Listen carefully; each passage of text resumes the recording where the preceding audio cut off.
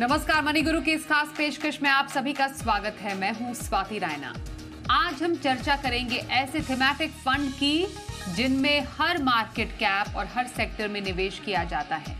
Business cycle fund, ऐसे thematic fund जिनमें जिन sector में अच्छे प्रदर्शन की उम्मीद होती है उन सेक्टर को इस तरह के पोर्टफोलियो में शामिल किया जाता है। तो इन फंड की खासियत आज हम बताएंगे आपको, और चर्चा में हमारे साथ दो एक्सपर्ट्स जुड़ चुके हैं। Krishna Sanghvi, CIO equity, Mahindra Manulife mutual fund, और Pankaj Matpal, MD Optima money. दोनों एक्सपर्ट्स का बहुत धन्यवाद हमारे साथ इस खास चर्चा में शामिल होने के लिए, क्योंकि बात होने जा रही है थीमैटिक कैटेगरी की। इसलिए इस कैटेगरी को पहले समझना बेहद जरूरी है कि हम जब थीमैटिक फंड्स की बात करते हैं तो कैसे काम करते हैं थीमैटिक फंड्स, थीम्स क्या होती हैं और किस तरीके के फंड्स ऐसे कैटेगरी में शामिल होते हैं। पंकज जी, आपसे शुरुआत अगर करें तो एक ओवरऑल हम कैटेगरी की पहले चर्चा करते हैं, और सबसे पहले जानना चाहते हैं जब हम किसी थीम से जुड़े हुए किसी फंड की बात करते हैं तो थीम कैसे काम करती है और किसी कैटेगरी में इस थीम को कैसे कैटेगराइज किया जाता है। स्वाति जी नमस्कार। देखिए, जब आप इक्विटी म्यूचुअल फंड्स में इन्वेस्ट करते हैं तो एक तरह के फंड्स ऐसे हो सकते हैं जहां पर सभी तरह के सेक्टर्स और सभी तरह के मार्केट कैप वाले शेयर्स इंक्लूड किए जा सकते हैं। दूसरा ऐसा हो सकता है कि किसी फोकस्ड सेक्टर पर इन्वेस्टमेंट किया गया हो, जैसे कि कोई भी सेक्टरल फंड हो सकता है। और तीसरी एक क्लास हो सकती है जहां पर ना तो एकदम स्पेसिफिक सेक्टर है और ना ही पूरी तरह डाइवर्सिफाइड है, लेकिन एक थीम में इन्वेस्टमेंट किया जा रहा है। ये थीम कई तरह की हो सकती हैं, और थीमेटिक फंड में भी अगर आप देखेंगे तो कुछ थीम्स ऐसी हो सकती हैं जहां पर कि कुछ सिलेक्टेड सेक्टर ही शामिल हों। लेकिन जैसा आप जिक्र कर रहे थे बिजनेस साइकिल की, तो बिजनेस साइकिल फंड में देखा जाए तो मल्टीपल सेक्टर्स यहां पर इंक्लूड किए जा सकते हैं।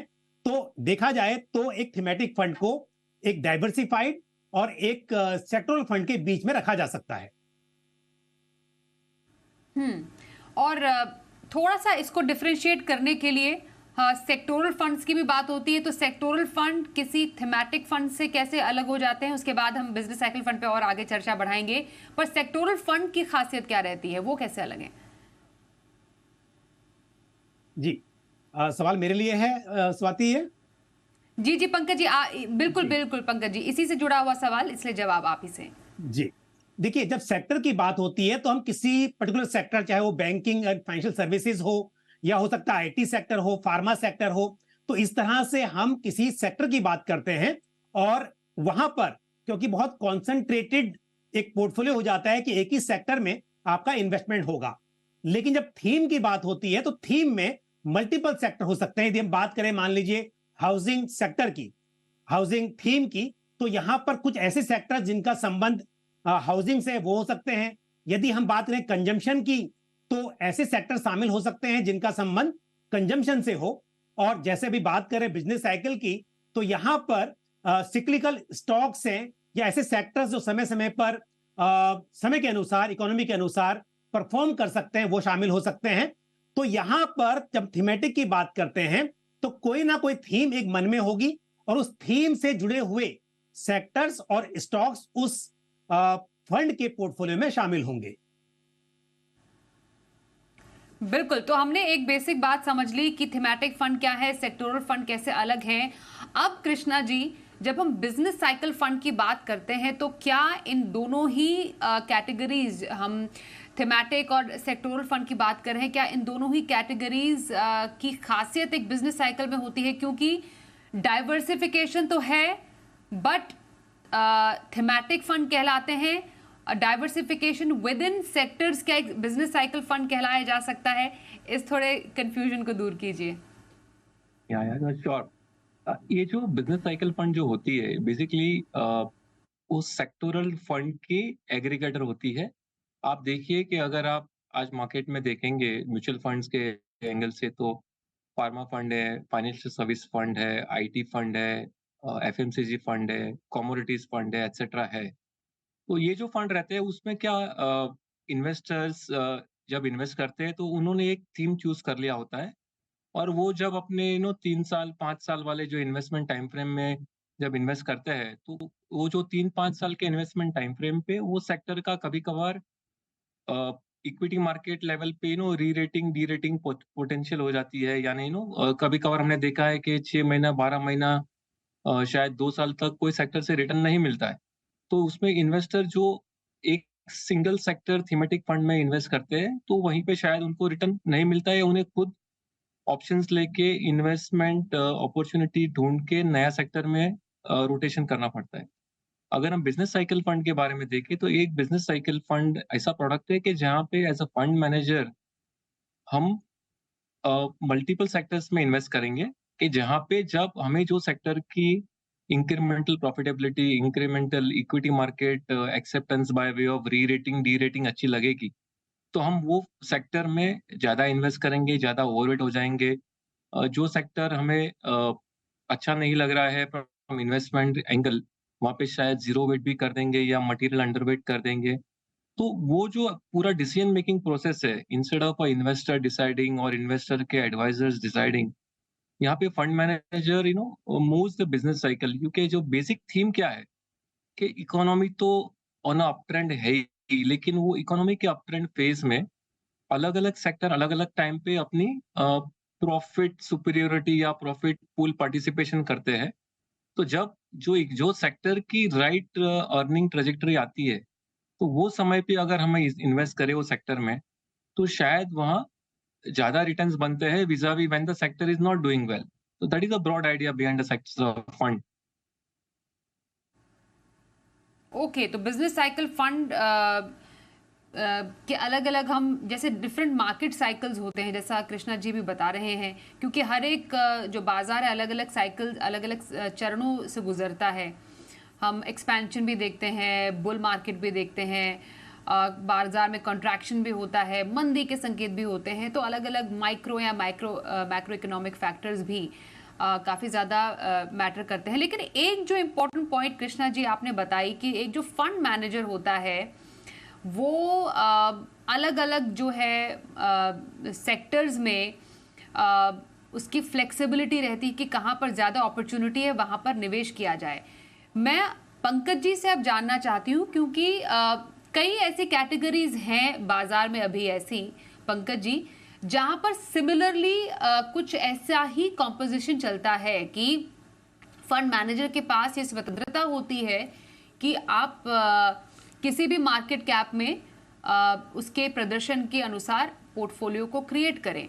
और ऐसी एक कैटेगरी अगर हम समझना चाहें फ्लेक्सी कैप की कैटेगरी है, तो कैसे अलग समझें हम एक बिजनेस साइकिल फंड को एक फ्लेक्सी कैप फंड से? बिल्कुल। देखिए स्वाति, जब मैंने शुरुआत में कहा कि थीमेटिक फंड सभी एक जैसे नहीं होते, तो इसके लिए कहना जरूरी है कि कुछ थीमेटिक फंड ऐसे भी हो सकते हैं जहां पर कुछ सिलेक्टेड सेक्टर्स में ही इन्वेस्ट किया जा रहा हो। बट अगर हम बिजनेस साइकिल फंड को कंपेयर करें मान लीजिए फ्लेक्सी कैप फंड के साथ में, तो आप पाएंगे कि दोनों में फ्लेक्सिबिलिटी है। आप फ्लेक्सी कैप फंड में सभी सेक्टर्स को इंक्लूड कर सकते हैं और सभी तरह के market cap, large cap, mid cap, small cap, सभी सेगमेंट्स में इन्वेस्टमेंट हो सकता है।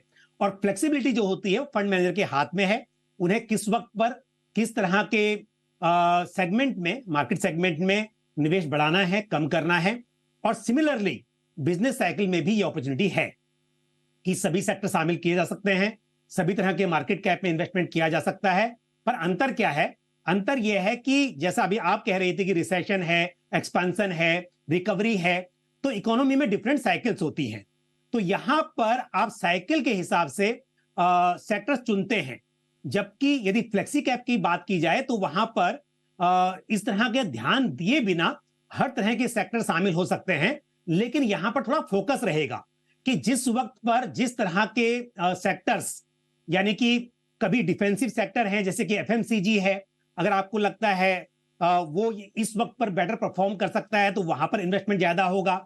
और जिस वक्त पर ये लगता है कि आईटी सेक्टर बेटर कर सकता है तो शायद एलोकेशन उसमें ज्यादा होगा। तो यहां पर बिजनेस साइकिल में सिर्फ फर्क ये है फ्लेक्सी कैप के मुकाबले कि यहां पर समय के अनुसार जैसी इकोनॉमी साइकिल है उसके हिसाब से सेक्टर्स का चुनाव होगा।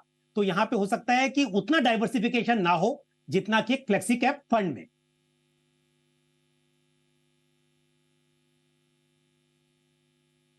तो एक डिफरेंशिएशन जरूरी था कि business cycle fund flexi cap fund से कैसे अलग है, क्योंकि थोड़ा बहुत हमने जो समानता समझी आपने उसको क्लियर कर दिया कि यहाँ पर जो अलग अलग साइकिल्स हैं, जो चरण होते हैं अलग अलग, उनके हिसाब से ये जो निर्णय हैं वो फंड मैनेजर लेते हैं। इसलिए कृष्णा जी, क्योंकि अलग अलग साइकिल्स की यहाँ पर बात हो रही है, इसलिए समझना जरूरी है, क्योंकि हर बार बाजार का जो मूड है या अलग अलग साइकिल समान नहीं होते हैं, इसमें बहुत ज्यादा बदलाव होते रहते हैं। इसलिए बिजनेस साइकिल फंड ऐसे में काफी जोखिम भरे भी हो सकते हैं। तो समझना जरूरी है कि एक प्योर थीमेटिक फंड, प्योर मैं इसलिए कह रही हूं क्योंकि हम बिजनेस साइकिल फंड को एक डाइवर्सिफाइड फंड के तौर पर भी हम देख रहे हैं, क्योंकि अक्रॉस मार्केट कैप्स इसमें डाइवर्सिफिकेशन का भी मौका मिलता है। पर बाकी अगर माने हम कहें कि बाकी थीमेटिक फंड के मुकाबले एक बिजनेस साइकिल फंड में जोखिम कितना रहता है? एक्चुअली आप अगर इन्वेस्टर्स के एंगल से देखेंगे तो जो बाकी थीमेटिक फंड्स है उसमें सबसे बड़ी परेशानी यह है कि जब वो थीम नहीं चल रही है मार्केट में, तो इन्वेस्टर को उन्हें डिसाइड करना पड़ रहा है कि उन्हें वो थीमेटिक फंड में इन्वेस्ट करना है या उनमें से रिडेम्पशन करना है। लेकिन अगर आप ये बिजनेस साइकिल फंड के एंगल से देखेंगे तो वहाँ पे बिजनेस साइकिल फंड में फंड मैनेजर अपनी एसेट एलोकेशन वो अलग अलग थीम्स में अलग अलग सेक्टर्स में चेंज कर सकता है। तो वो एंगल से देखेंगे तो definitely business cycle fund offers that flexibility कि आप फंड मैनेजर एलोकेशन चेंज करके अपने पोर्टफोलियो को डायरेक्ट कर सकता है to accept to participate in the new market realities. So that is the advantage actually of business cycle fund. Yes, जैसे आप बात कर रहे थे पंकज जी के इसमें थोड़ा कंसंट्रेशन ज्यादा रहता है, और जैसे आप कंसंट्रेशन लेंगे तो थोड़ा risk increases because of concentration, but at the same time that concentration is taken to benefit out of when the investment views go right on the economy, on the market direction, etc. Okay Pankaj ji, जो ये पूरी category है business cycle की, इसमें सबसे पुराना fund अगर हम समझें, अगर मैं सही हूं तो लगभग 9 साल पुराना फंड है। ट्रैक रिकॉर्ड के लिहाज से, प्रदर्शन के लिहाज से, क्या ये एक कैटेगरी आपको उतनी पुरानी लगती है एक निवेशक के लिहाज से कि इसको प्रदर्शन के लिहाज से ट्रैक किया जाए? क्योंकि बहुत सारे फंड्स का स्पेशली बहुत पुराना ट्रैक रिकॉर्ड नहीं है, कुछ एक आध फंड ही है जिनका बहुत पुराना 5 साल तक या उसके ऊपर का रिकॉर्ड होगा। तो एक निवेशक के लिए इस पूरी कैटेगरी को समझना और आंकना, उसके पैमाने क्या हो सकते हैं? बिल्कुल स्वाति, देखिए जैसा आपने कहा कि इस कैटेगरी में फंड्स बहुत कम हैं और अधिकतर फंड पिछले 1-2 साल में ही लॉन्च हुए हैं, तो फंड्स की हिस्ट्री बहुत पुरानी नहीं है अगर हम सभी फंड्स की बात करें। दूसरी बात यह है कि बिजनेस साइकिल फंड, जैसा कृष्णा जी ने एक्सप्लेन किया अभी, कि यहाँ पर अलग अलग टाइम के हिसाब से स्टॉक्स चुनने हैं और साथ में कॉन्सेंट्रेटेड पोर्टफोलियोज हैं। तो यहां पर थोड़ा सा, जैसा ये भी मुमकिन है कि डाइवर्सिफाइड फंड्स के मुकाबले बेहतर रिटर्न्स यहां पर बनाए जा सके, लेकिन रिस्क ये है कि फंड मैनेजर कितना स्मार्ट है, कितना वाइज है। बिकॉज जब आप बात करते हैं लार्ज कैप फंड की, तो वहां पर फिर भी इजी है कि आपको 100 स्टॉक्स में से सिलेक्ट करने हैं और वेटेज को मैनेज करना है। लेकिन जब बात आती है इस तरह के फंड की, बिजनेस साइकिल फंड जैसे फंड्स की, जहां पर सिलेक्टेड सेक्टर्स, सिलेक्टेड स्टॉक्स, तो यदि वो कॉल आपकी सही जाती है उस समय के अनुसार, तो डेफिनेटली आप बेंचमार्क के मुकाबले बेहतर परफॉर्म कर पाएंगे। अदरवाइज ये रिस्की भी हो सकता है। तो इसके लिए यदि आप बिजनेस साइकिल फंड चुन रहे हैं तो आपको यहां पे देखना है कि वो फंड हाउस की क्या फिलॉसफी है, किस तरह से मैनेज करने वाले हैं, क्या बॉटम अप अप्रोच को यहां फॉलो किया जा रहा है, स्टॉक सिलेक्शन बिल्कुल फंडामेंटल्स के आधार पर है। ये बातें जानना यहां पे बहुत जरूरी हो जाता है।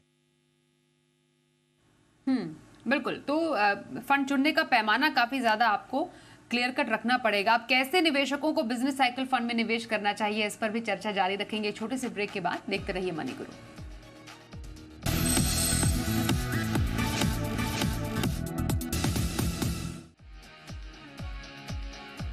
आज हम बिजनेस साइकिल फंड पर कर रहे हैं खास चर्चा। हमारे साथ Krishna Sanghvi, CIO equity, Mahindra Manulife mutual fund, और Pankaj Matkal, MD Optima money.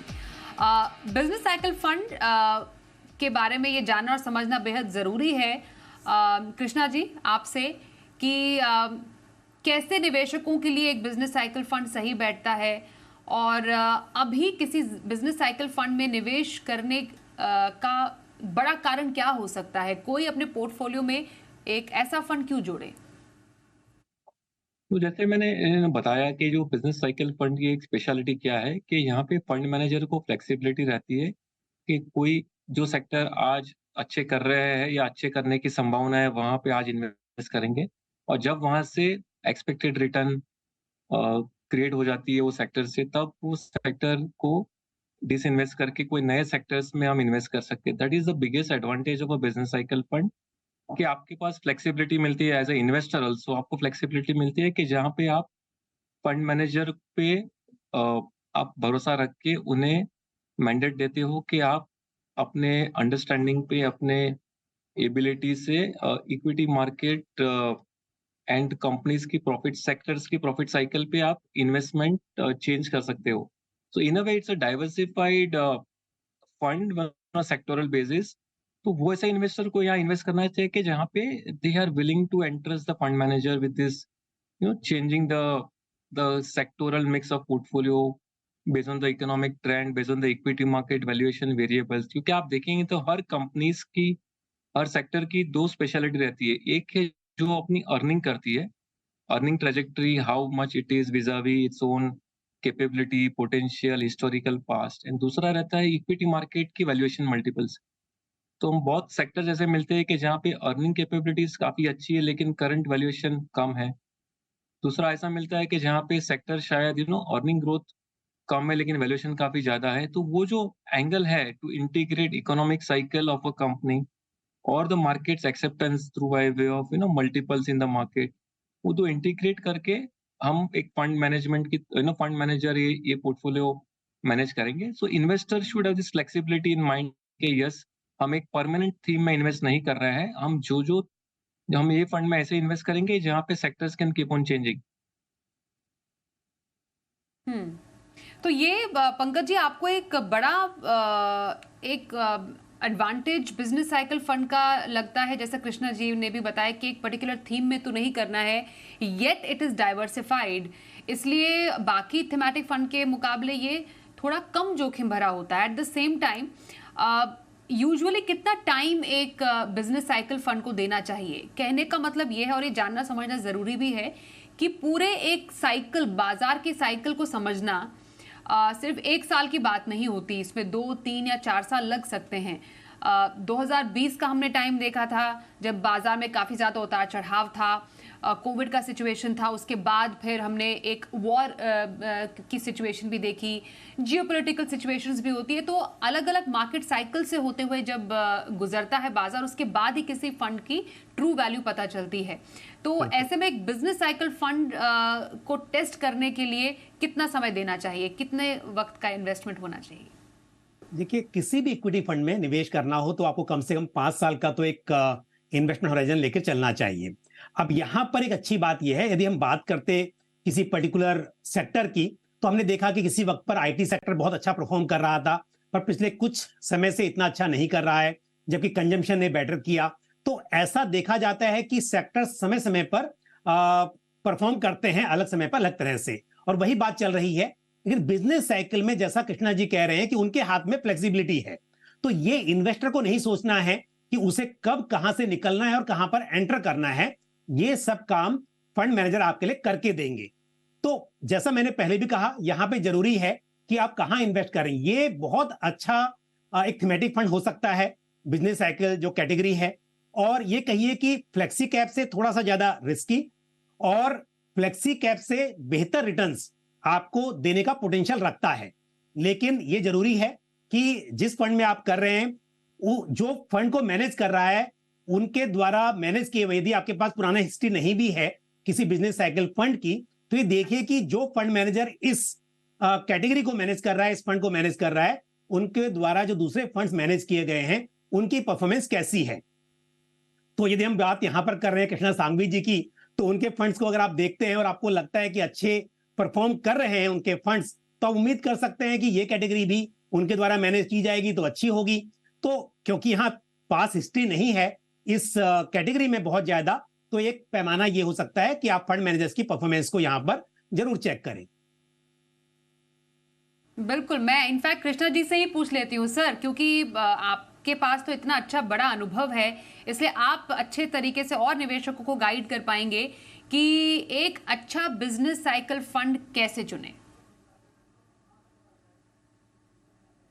का बिजनेस साइकिल फंड तो आउटकम है of the investment process, right? तो as a investor one should look at investor fund house की processes, because business cycle fund जब हम भी invest करने वाले हैं तो आपको पोर्टफोलियो और उसकी आउटकम तो शायद 6 महीना, 12 महीना, 2 साल में दिखेगी। So I think the bigger part is investment process जो फंड हाउस फॉलो करती है, कि जो आप बाकी फंड में भी शायद कैसे सेक्टोरल पोजीशंस लास्ट 1-2 साल में चेंज किए हुए, that can be one variable to track. So I think basically focus on investment process, team capabilities is possibly the answer. Okay, तो और अपने निवेश से जोड़ते हुए आपके पोर्टफोलियो में सूटेबिलिटी क्या है और बाकी तमाम जो कृष्णा जी ने भी बताया, पंकज जी ने भी गाइड किया कि कैसे आप बिजनेस साइकिल फंड को चुन सकते हैं, उसको परख सकते हैं। इस पर चर्चा करने के लिए कृष्णा जी और पंकज जी बहुत धन्यवाद आपका करते हैं हमारे साथ मनी गुरु के आज के इस खास कार्यक्रम में शामिल होने के लिए। यहाँ पर वक्त एक ब्रेक का है, पर बने रहिए हमारे साथ और देखते रहिए जी बिजनेस।